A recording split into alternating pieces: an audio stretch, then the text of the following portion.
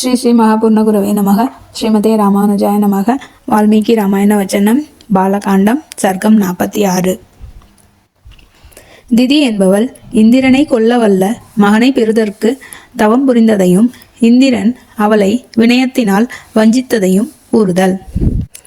ராமா, திதி தன் மக்களான அசுரர்கள் அனைவரும் தேவர்களால் அடியுண்டு மாண்டு போகவே மிக துயரமடைந்து கஷ்யபர் என்னும் தன் பர்த்தாவை நோக்கி, நாதா, மிகவும் பலிஷ்டர்களான தேவர்களால் நம் பிள்ளைகள் யாவரும் அடியுண்டு மாண்டு விட்டார்களே.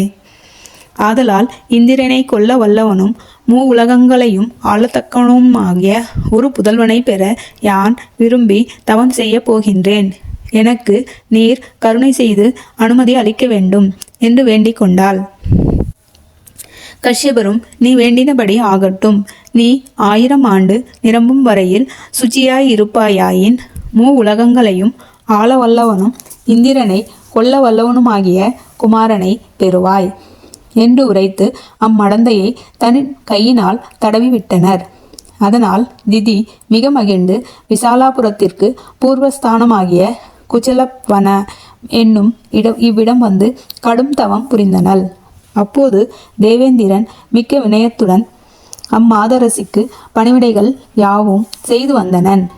1000 ஆண்டுகள் நிரம்ப 10 வருஷங்கள் குறைந்து இருக்கையில் திதி இந்திரன் செய்த சுச்ருஷைக்கு மிகவும் உவந்து அவனை பார்த்து, வானவர்க்கு அதிபதி, உன் தந்தையை கேட்டு 1000 ஆண்டு நிறைந்தபின் பிள்ளையை பெறும்படியாக ஒரு வரம் பெற்றேன்.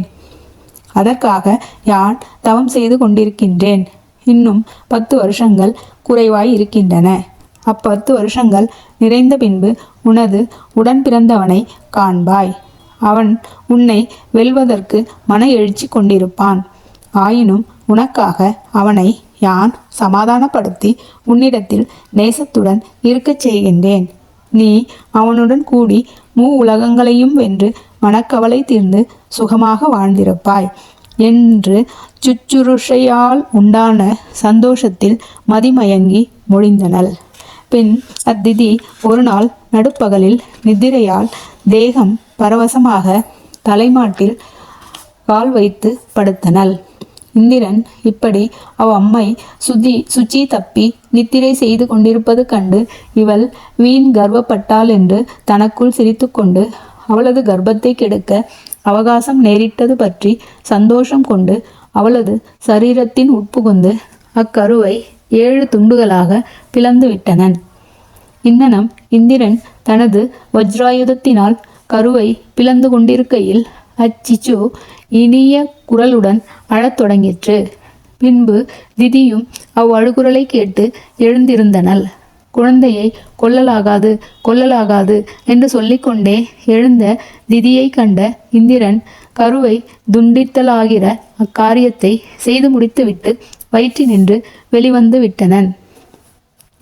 வெளிவந்து திதியை நோக்கி கைகூப்பி நின்று, அம்மா, நீர் தூய்மையின்றி கால்மாட்டில் தலையை வைத்து நித்திரை செய்தீர். அண்ணனம், நீர் அச்சுச்சியாய் இருந்த சமயமறிந்து அந்த கருவை நான் 7ஆக துண்டித்து விட்டேன். என்னை கொல்வதற்காகவே உண்டாகின்ற அந்த கருவை நான் சேதித்தது பற்றி நீர் என் மீது மிகவும் பொறுமை கொள்ள வேணும் என வேண்டிக் கொண்டனன். ராமன் கதை கேளுங்கள், ஸ்ரீ ரகுராமன் கதை கேளுங்கள், ராமன் கதை கேளுங்கள். ராமாய ராமபத்ராய ராமச்சந்திராய நமः. ఈ జగమంతా రామమయం.